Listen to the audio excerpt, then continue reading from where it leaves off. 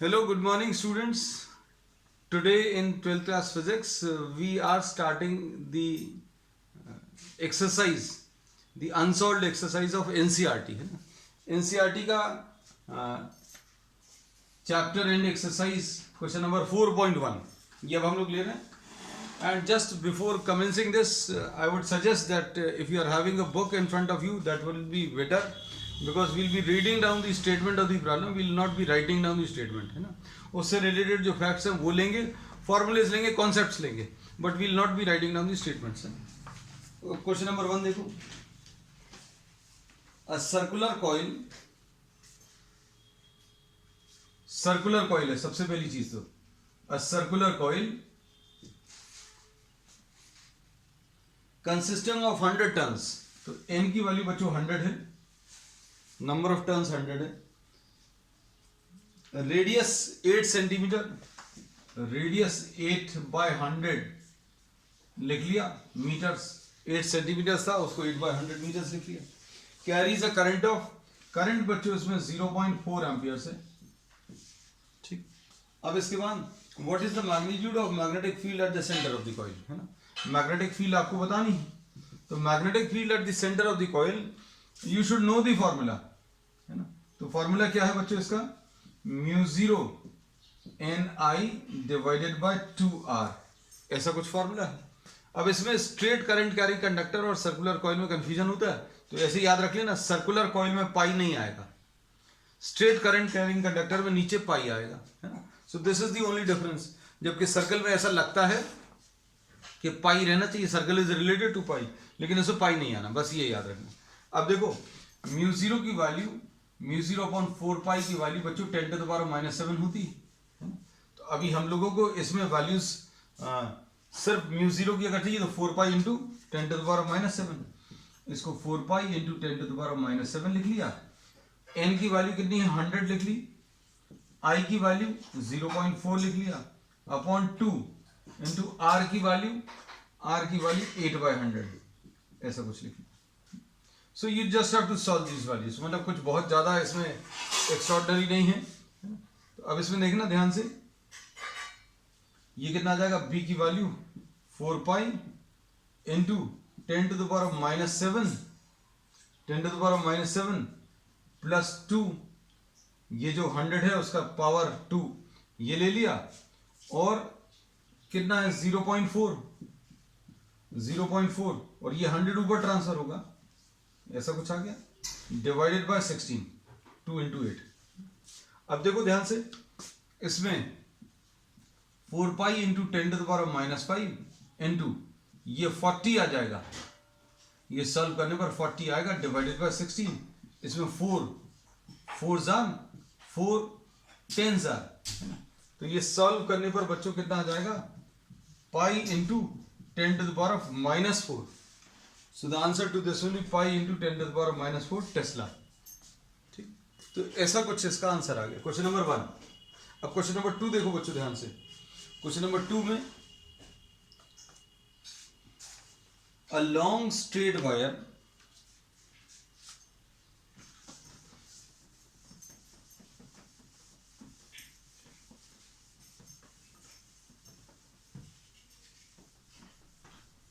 अब 4.2 में a long straight wire दिया है, ठीक है. Carries a current of 35 amperes, current बच्चों इसमें 35 एम्पियर्स है. ठीक. उसके बाद what is the magnitude of field at a point 20 centimetre from the wire, r की वैल्यू 20 सेंटीमीटर और इसको 20 बाय 100 लिख ले रहे हैं. अब मैग्नेटिक फील्ड बतानी है ना, तो magnetic field straight current carrying conductor की बच्चों कितनी मिलती है, μ0 I अपॉन 2 पाई r, है ना, ऐसा कुछ होता है. अब μ0 की वैल्यू कितनी है बच्चों, 4 पाई इंटू 10 टू, ये याद रखना है, ये अब 4 pi into 10 to the power -7, है ना, ये यूज करेंगे. 4 pi into 10 to the power -7 ये यूज कर लिया, इंटू I कितना है, I 35 है, अपॉन 2 पाई इंटू r की वैल्यू 20 बाय 100, है ना. तो अब इसमें क्या होगा, ये 2 पाई 2 टाइम्स कैंसिल होगा, अब इसमें ये 2, यहां पर ये 10 टाइम्स, और इसका 1 0 ये कैंसिल हो जाएगा बस। अब इसको सिंप्लीफाई करने पर कितना आ जाएगा, 35 इंटू 10⁻⁻7 इंटू 10, ये आ जाएगा 35 into 10⁻⁻6 tesla. This will be the answer. और अगर आपको और सिंप्लीफाई करना है,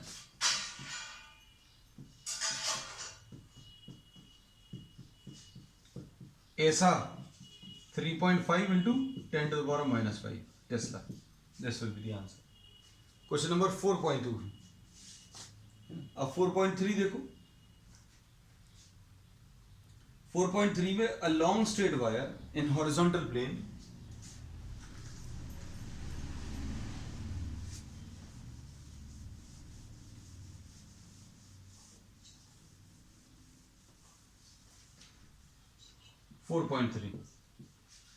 अब इसमें क्या दिया है, अ लॉन्ग स्ट्रेट वायर, फिर से लॉन्ग स्ट्रेट वायर है। लॉन्ग स्ट्रेट वायर, जो की वर्ड्स है बच्चों वो तो अभी हम लिख ही देंगे, लॉन्ग स्ट्रेट वायर, ठीक है।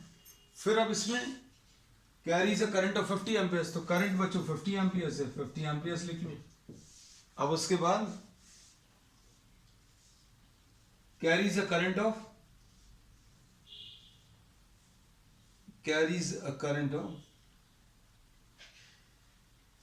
50 एम्पियर्स, 50 एम्पियर्स, ठीक,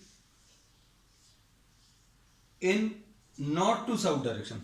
इसमें करंट का डायरेक्शन दिया north to south, north to south direction दिया। और अब ये चीजें अच्छे समझना, at a point 2.5 metres east from the wire.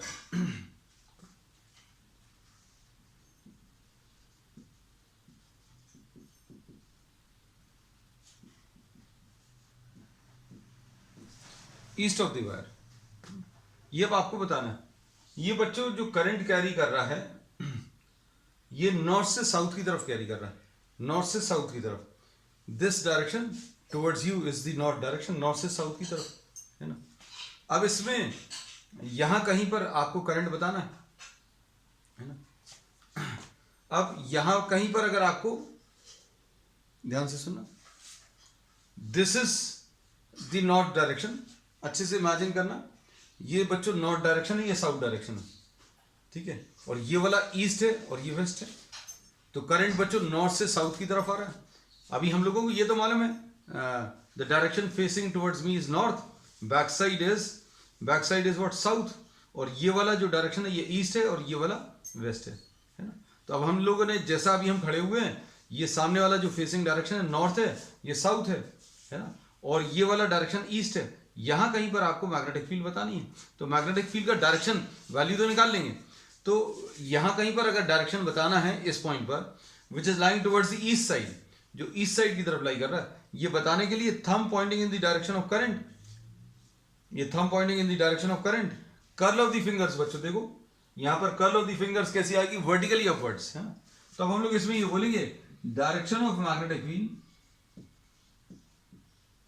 Is vertically upwards. अब देखो इसको अभी हम ऐसे अच्छे से समझा दें, ये नॉर्थ से साउथ की तरफ करंट कैरी कर रहा है, और यहां कहीं पर the point which is lying towards the eastern side, आप ईस्ट वेस्ट आप अपने हिसाब से ले लेना, ईस्ट साइड पर, क्योंकि एक बच्चों नॉर्थ साउथ है, तो अभी हमने आपको ये बोल दिया, ये नॉर्थ से साउथ, ये पॉइंटेड एंड जो है करंट का एरो है ना, नॉर्थ से साउथ, ये ईस्ट है। अब यहां पर अगर आपको मैग्नेटिक फील्ड का डायरेक्शन बताना है, तो thumb pointing in the direction of current, curl of the fingers बच्चों यहां पर कैसी आएगी, आपने इस करंट कैरिंग कंडक्टर को पकड़ा such that the thumb points in the direction of current, curl of the fingers at this point will be vertically upwards, है ना। तो अब हम लोग ये कह सकते हैं डायरेक्शन बताना मेन था, तो डायरेक्शन अभी हम लोगों ने इसमें बता दिया। अब इसके बाद फिर नेक्स्ट है मैग्नेटिक फील्ड की वैल्यू बताना, तो मैग्नेटिक फील्ड भी अभी हम बता दे रहे हैं, तो बी की वैल्यू कितनी आ जाएगी, μ0 I/2πr।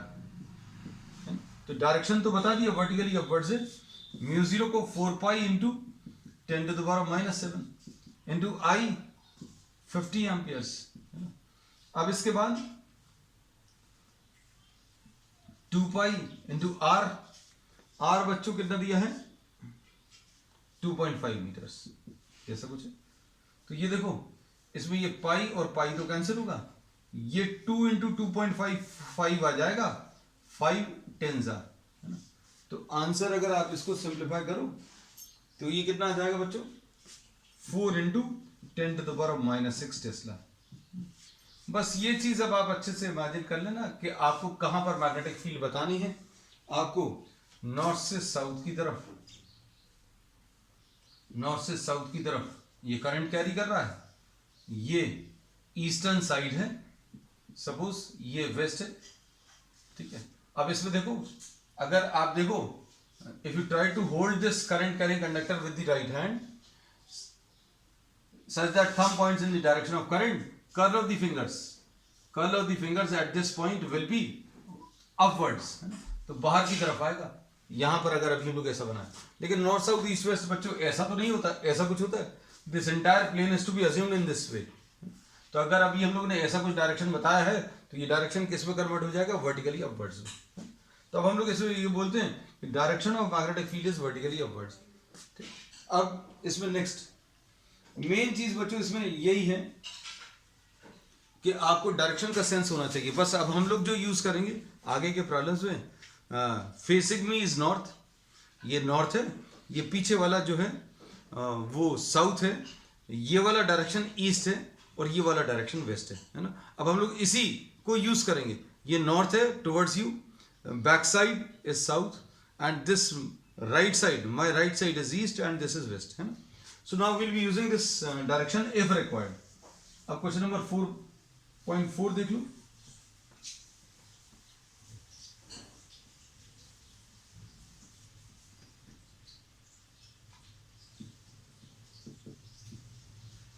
Question number 4.4, question number 4.4 में क्या दिया हुआ है, a horizontal overhead power line carries a current of horizontal power line, है ना। हम ये चीज जो मेन एकदम काम की चीज है वो लिख लेते हैं। Power line carries a current of 90 amperes, तो बच्चों इसमें करंट 90 एम्पियर्स है, ठीक है। अब इसके बाद इन ईस्ट टू वेस्ट डायरेक्शन, बच्चों देखो अब ईस्ट टू वेस्ट, ये ईस्ट था ये वेस्ट, मतलब करंट ऐसा आ रहा है ईस्ट से वेस्ट की तरफ, दिस इज द डायरेक्शन, ये याद रखना। अब ये ईस्ट टू वेस्ट है, ईस्ट टू वेस्ट। फिर इसके बाद क्या दिया है, what is the magnitude and direction of magnetic field due to current 1.5 metres below the line. अब इसमें ये है बच्चों करंट का डायरेक्शन ईस्ट से वेस्ट, और यहां कहीं पर, है ना। अब ईस्ट वेस्ट तो समझ में आ गया, नॉर्थ साउथ ये वाला है, ये ज्यादा अच्छा डायरेक्शन है। ये देखो नॉर्थ साउथ ऐसा कुछ आ गया, ये नॉर्थ है ये साउथ है, हम लोग को इससे मतलब नहीं। अब इसमें क्या बोला है आपको you have to find out what the magnetic field due to current at 1.5 metres below, 1.5 metres below, इस पॉइंट पर मैग्नेटिक फील्ड बताना है। अब इसमें देखो मैग्नेटिक फील्ड अगर आपको बतानी है, यहां पर ये करंट ईस्ट से वेस्ट जा रहा है, यहां कहीं पर मैग्नेटिक फील्ड बतानी है, तो यहां कहीं पर मैग्नेटिक फील्ड अगर आपको बतानी है, thumb pointing in the direction of current, ये देखो ये हमारा जो डायग्राम और ये वाला डायग्राम परफेक्टली मैच करेगा। ये करंट ईस्ट से वेस्ट इधर की तरफ जा रहा है, एरो ये करंट का डायरेक्शन बता रहा है। इस पॉइंट पर नीचे मैग्नेटिक फील्ड बतानी है, नीचे इस पॉइंट पर मैग्नेटिक फील्ड बतानी है, तो मैग्नेटिक फील्ड कैसी आएगी बच्चों, thumb pointing in the direction of current, curl of the fingers at this point will be towards the back side, back side मतलब towards south, so magnetic field is towards south। अच्छे से imagine करना बच्चों सारी चीजें। यहां पर magnetic field अगर आपको बतानी है, देखो अभी हम आपको एक चीज अच्छे से क्लियर कर दें, ये करंट अगर ईस्ट से वेस्ट जा रहा है ना, आपको अगर ये पॉइंट पूछा है, ये पॉइंट कैसे पूछेंगे, 2.5 metres towards the north of the wire. यहां पर अगर पूछा तो कैसे बताओगे, यहां पर ये वर्टिकली डाउनवर्ड आएगा। अगर कोई पॉइंट आपने नॉर्थ ऑफ द वायर अगर ले लिया तो यहां पर कैसा आएगा, vertically downward. Below the wire अगर पूछा है तो बिलो द वायर कैसा आएगा, साउथ की तरफ आएगा। और बैक साइड पूछा है, अगर बैक साइड पूछा तो देखो ये करंट का तो ये डायरेक्शन है, कर्ल ऑफ द फिंगर्स, यहाँ पर वर्टिकली अपवर्ड, तो यहाँ पर वर्टिकली। इमेजिन करना बच्चों, ये सर्कुलर शेप आता है इसका, तो सर्कुलर शेप आता है तो यहाँ पर सर्कल का डायरेक्शन कैसा आएगा, नीचे, यहाँ पर कैसा आएगा, अंदर की तरफ यानी साउथ, और इधर वर्टिकली अपवर्ड। और अगर पॉइंट ऊपर लिया होता तो क्या होता, तो ये नॉर्थ की तरफ आता, यहाँ कहीं पर मैग्नेटिक फील्ड नॉर्थ की। If you are taking point which is lying above the wire, then the direction of magnetic field will be towards north, है ना। तो ये चीज अब आप इमेजिन कर लेना, ये सर्कुलर शेप आता है, जिस पॉइंट पर भी पूछा है वहां पर डायरेक्शन बता सकते हैं ना। तो इन प्रॉब्लम्स में इंपॉर्टेंट यही है, कैलकुलेशन बहुत ज्यादा मुश्किल नहीं है। कैलकुलेशन में एक ही फॉर्मूला यूज हो रहा है पिछले 2-3 प्रॉब्लम्स में, μ0I/2πr। तो b कितना आ जाएगा 4π × 10⁻⁻⁷, I कितना बच्चों 90, और ये 2π है, और r कितना दिया बच्चों 1.5 मीटर, ठीक है 1.5 मीटर ही है ना, चेक कर लें। चलो अब देखो इसमें पाई और पाई तो कैंसिल होगा, ये 2 इससे कैंसिल होगा, तो ये कितना आ जाएगा 2 × 10⁻⁷ प्लस 1 × 9, ये क्योंकि एक 10 इधर कंबाइन कर लिया अपॉन 1.5, और 1.5 से कैंसिल कर दो बच्चों, ये 6 टाइम्स कैंसिल होगा, ये 12 × 10⁻⁻6 tesla, this will be the magnetic field, है ना। और इसको अगर आपको स्टैंडर्ड फॉर्म में चेंज करना तो 1.2 × 10⁻⁵, ऐसा भी लिख दो तो ये भी सही है बच्चों, दिस इज ऑल्सो करेक्ट। अब क्वेश्चन नंबर 5 देखो, question number 5 4.5,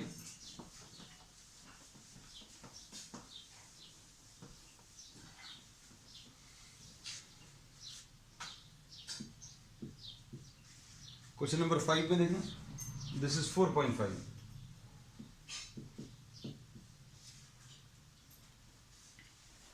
What is the magnitude of magnetic force per unit length of on a wire carrying a current of 8 amperes? Force पर यूनिट लेंथ पूछा है, फोर्स पर unit length, है ना।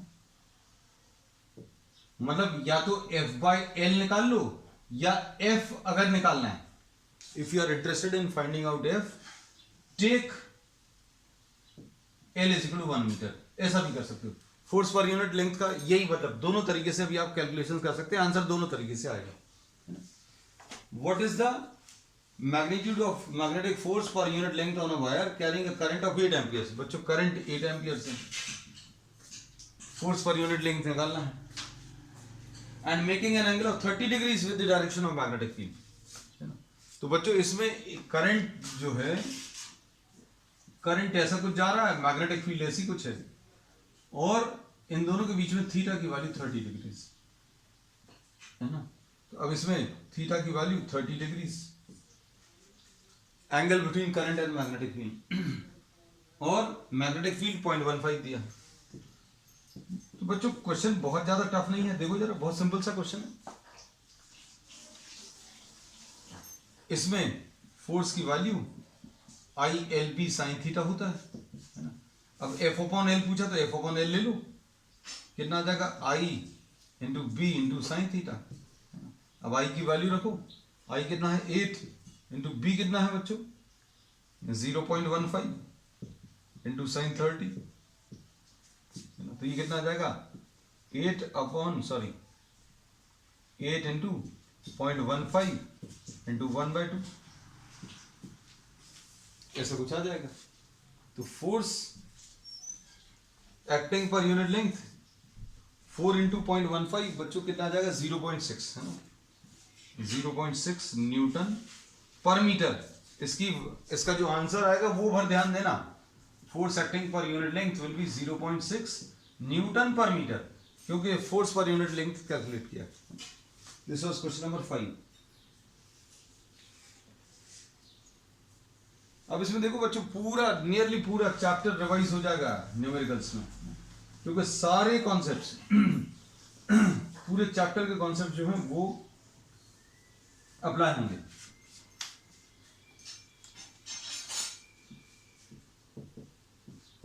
Four 4.6 3 centimetre wire. अब देखो 3 centimetre wire है, मतलब ये L की वैल्यू 3/100 ले लिया। अब आगे चले।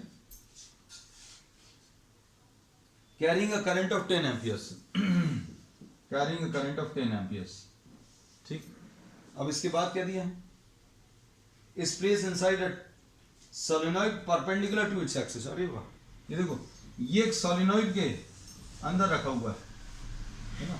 हमें इससे मतलब नहीं है बच्चों कि सोलेनॉइड के डायमेंशन से मतलब नहीं है। क्यों? क्योंकि आगे देखो the magnetic field inside the solenoid is 0.27 है ना। तो हमें सिर्फ इससे मतलब है कि इसकी जो मैग्नेटिक फील्ड आएगी बच्चों बी की वैल्यू 0.27 टेस्ला है। अब इसके बाद what is the magnetic force.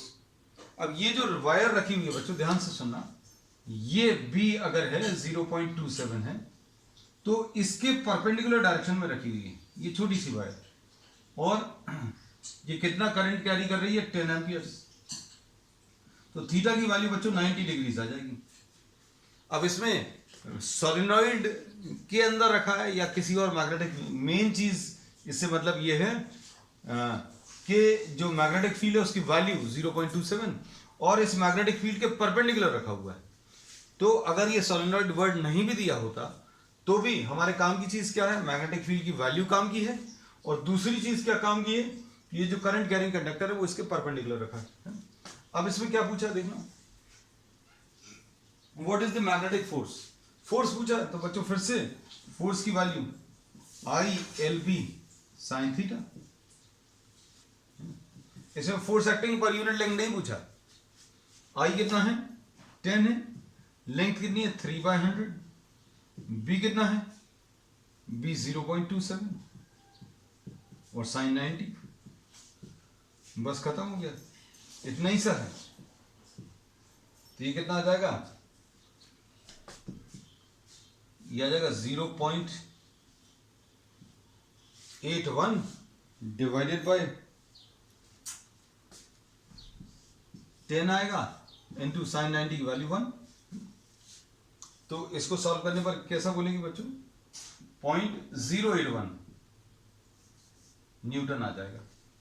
This will B value of force, और इसको अभी हम लोग 8.1 इंटू 10⁻⁻² न्यूटन। इसमें भी ये फोर्स है, फोर्स एक्टिंग पर यूनिट लेंथ नहीं है। चलो अब इसके बाद नेक्स्ट देखो क्वेश्चन नंबर 7।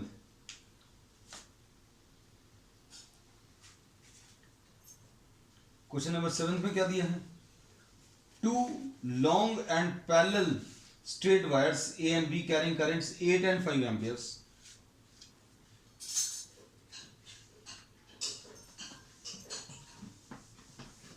क्वेश्चन शुरू की तो बहुत सिंपल है बच्चों। हम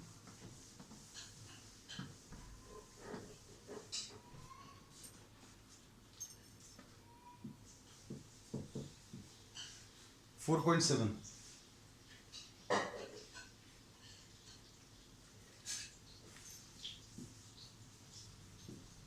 ये दो करंट कैरिंग कंडक्टर्स हैं, 2 लॉन्ग एंड, ये क्लियरली बोला है ये लॉन्ग है मतलब ठीक है, पैरेलल भी है स्ट्रेट भी है, 2 long parallel straight wires A and B carrying current of 8 and 5 amperes। I1 8 amperes, I2 5 amperes। ठीक है, इसके बाद carrying current in the same direction. अगर करंट सेम डायरेक्शन में तो ये अट्रैक्ट करेंगे, this will attract each other. तो ये मालूम है अभी हम लोगों को। Are separated by distance of 4 centimetre. अब इनके बीच का डिस्टेंस बच्चों 4 सेंटीमीटर है, डी 4 सेंटीमीटर यानी 4/100 मीटर्स। अब क्या दिया है, estimate the force on a 10 centimetre section. अब आपको लेंथ दी है बच्चों 10 सेंटीमीटर है ना, आपको यहां कहीं पर एक छोटी सी लेंथ दी है 10 सेंटीमीटर। फॉर्मूला किसका होता है, F/L का होता है। ये जो F/L की वैल्यू कितनी होती है, μ0 I1 I2 upon 2πd। Formula याद रहना चाहिए, है ना, कल ही किया आप हम लोगों ने शायद ये μ0 I1 I2 अपॉन 2πd। अब फोर्स बच्चों क्या है, ये F लिखा हुआ है, L कितना है, L अभी हम लोग ले लेंगे, चलो F/L ही लिख दे रहे हैं, 4π इंटू 10⁻⁻7 लिख लिया, इंटू I1 कितना है 8 है, I2 कितना है 5 है, अपॉन 2π इंटू D कितना है 4/100। अब ऐसे ये तो कैंसिल हो जाएगा, ठीक। अब देखो ये आ जाएगा 8 5 40, 42 80, कितना लिख लेंगे 80 इंटू 8 5 42 80 इंटू 10⁻⁻7 अपॉन ये 100 ऊपर जाएगा तो 100 ऊपर लिख लिया, अपॉन 4 और F/L मतलब L से मल्टीप्लाई कर लो, यहां पर L कितना है बच्चों, L है कहां के 10 सेंटीमीटर, 10/100, ये 4 2 ऐसा कुछ आ जाएगा, है ना। तो ये सॉल्व करने पर 2 इंटू 10⁻⁻7 और ये +1 और ये +1,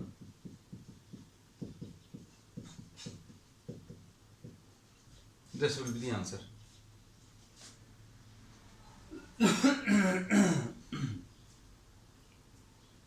नेक्स्ट क्वेश्चन नंबर 8 देखो,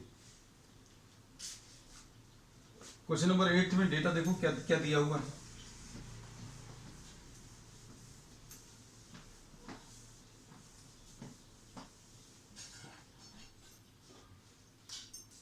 क्वेश्चन नंबर 8 में अ क्लोजली बाउंड सोलेनॉइड, अब ये सोलेनॉइड का क्वेश्चन है बच्चों,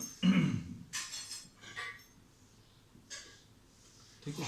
a closely bound solenoid 80 centimetre long, बच्चों ये 80 सेंटीमीटर, इसका कोई यूज होता है क्या, आपको ऐसा लगेगा ये कहां से यूज होगा, μ0 Ni होता है, magnetic field due to a solenoid, μ0 Ni, तो भाई ये कोई काम का है क्या, देखते हैं अपन कोई काम का है कि नहीं।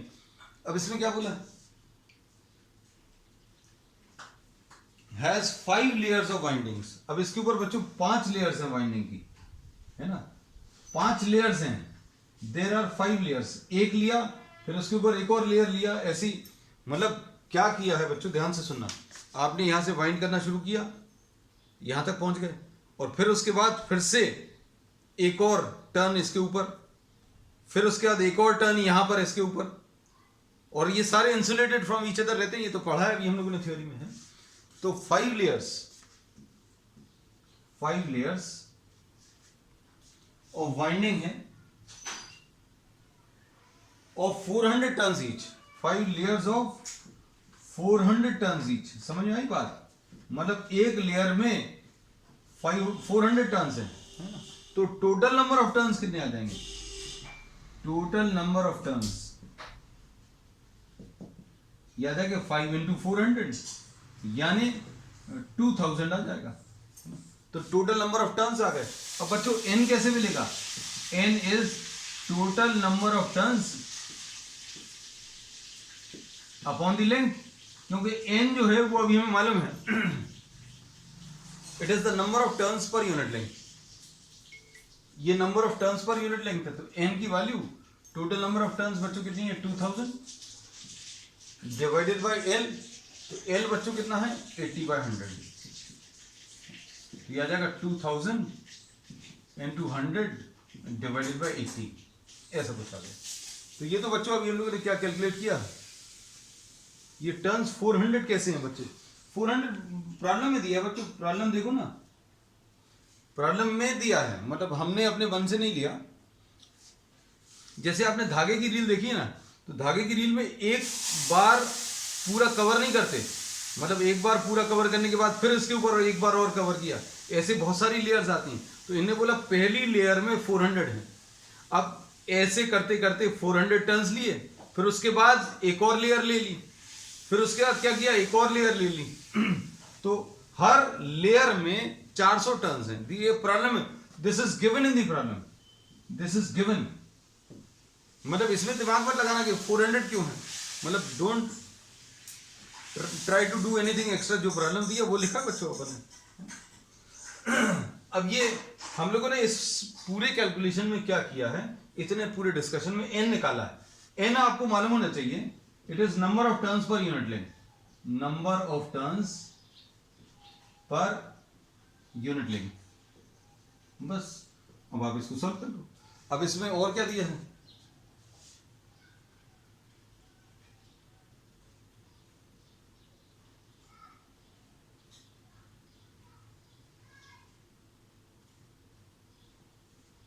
इसमें the diameter of the solenoid is 1.8। Diameter का कोई यूज नहीं होगा।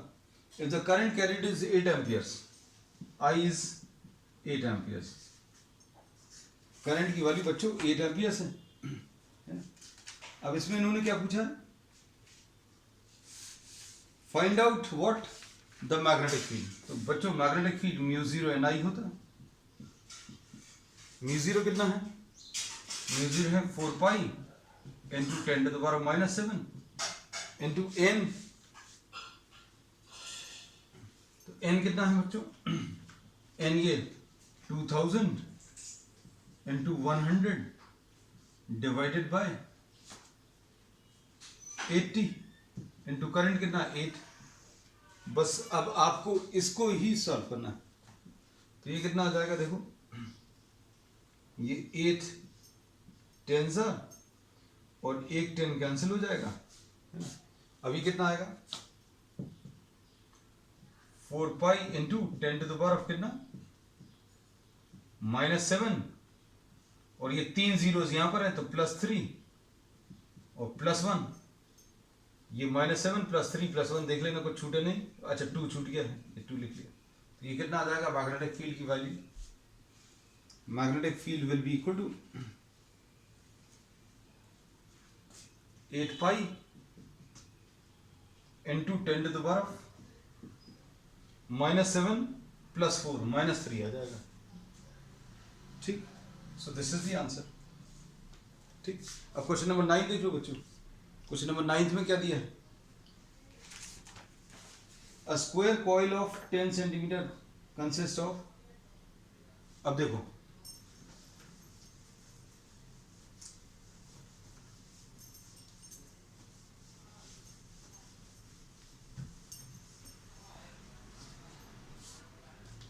Question number 4.9। अब इसमें एक स्क्वायर कॉइल दी है बच्चों, स्क्वायर कॉइल 10 सेंटीमीटर, ठीक है। उसके बाद क्या दिया है, 20 टर्न्स,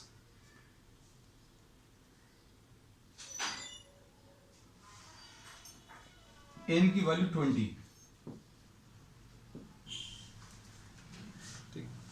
उसके बाद क्या दिया है, carries a current of 12 amperes. तो करंट बच्चों 12 एम्पियर्स। फिर उसके बाद the coil is suspended vertically and the normal to the plane of the coil makes an angle of 30 degrees, है ना। तो बच्चों ये तुम लोगों को याद होना चाहिए क्या, कि अगर मैग्नेटिक फील्ड बच्चों ऐसी है, ये मैग्नेटिक फील्ड ऐसी है, ये plane of the coil,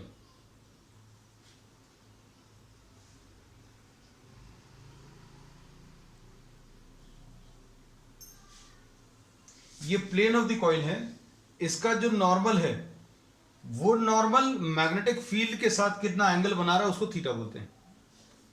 suppose for example अभी हम लोगों ने ये बोला, ये एक रेक्टेंगुलर कॉइल है, हम लोग को प्रॉब्लम में एक स्क्वायर कॉइल दी है ना। एंगल्स को समझने की कोशिश करना बच्चों, कई बार जो है आपको कुछ दिया रहता है, आपको कुछ समझ में आता है।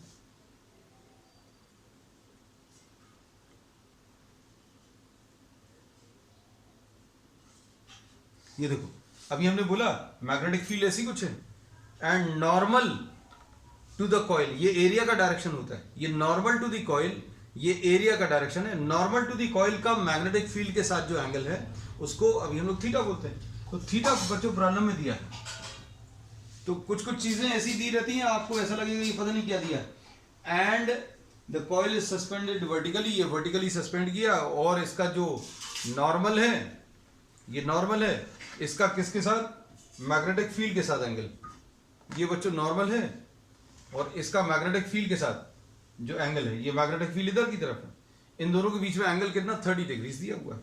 मैग्नेटिक फील्ड इधर की तरफ है and normal to the coil ये बना हुआ है, इन दोनों के बीच में एंगल 30 डिग्रीज। और वैसे भी याद रखना कि theta is what the angle between the normal to the coil, इसके ऊपर जो परपेंडिकुलर ड्रॉ करेंगे और मैग्नेटिक फील्ड, उन दोनों के बीच में एंगल, तो ये 30 डिग्रीज दिया है ना, तो कुछ अलग नहीं दिया, बिल्कुल वैसे ही है।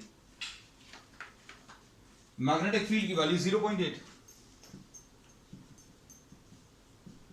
अब इसमें पूछा क्या है बच्चों, इतनी सारी चीजें दे दी हैं, what is the magnitude of torque, torque निकालना है, तो टॉर्क का फार्मूला याद होना चाहिए, torque will be equal to NIAB sin theta, है ना। तो नंबर ऑफ टर्न्स कितने हैं बच्चों, ये 20 है, आई कितना है 12 है, एरिया, अब बच्चों ये स्क्वायर कॉइल है तो ये 10/100 इंटू 10/100, लो एरिया आ गया, ये एरिया है, ध्यान से देखना, this is area, into magnetic field, magnetic field 0.8 into sine theta into sine 30। बस अब आपको इसको सॉल्व करना है, तो ये 100 तो कैंसिल हो जाएगा, 20 5 ऐसे कुछ आ गया, तो बचा क्या 12 इंटू 0.8 इंटू 1/2 और ये 10। अब ये कितना आ जाएगा, तो कितना आ जाएगा इसको सॉल्व करने पर बच्चों, ये टॉर्क पूछा है इसमें, तो torque will be equal to 2 6 12, ये देखो 20, कुछ छूट रहा है बच्चों, 0.8 इंटू साइन 30, हम फिर से लिख ले रहे हैं क्योंकि ज्यादा अच्छा ये रहता है चेक करने से, 20 इंटू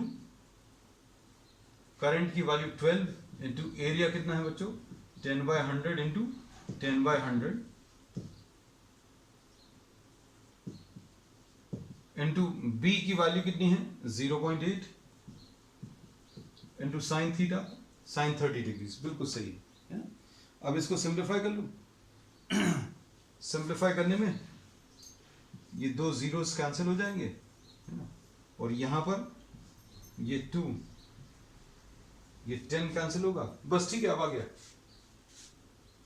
ये देखो ये कितना आ जाएगा 10 इंटू 0.8 कितना आ जाएगा 10 इंटू 0.8 8 आ जाएगा, 8 इंटू 12 डिवाइडेड बाय 100 यानी 96 डिवाइडेड बाय 100 यानी 0.96।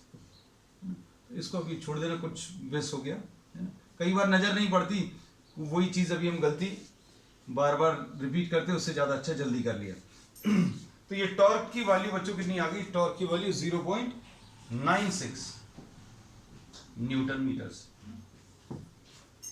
ठीक है बच्चों, अब आज के लिए इतना है, we will continue with the remaining problems on the next session, that's all for today.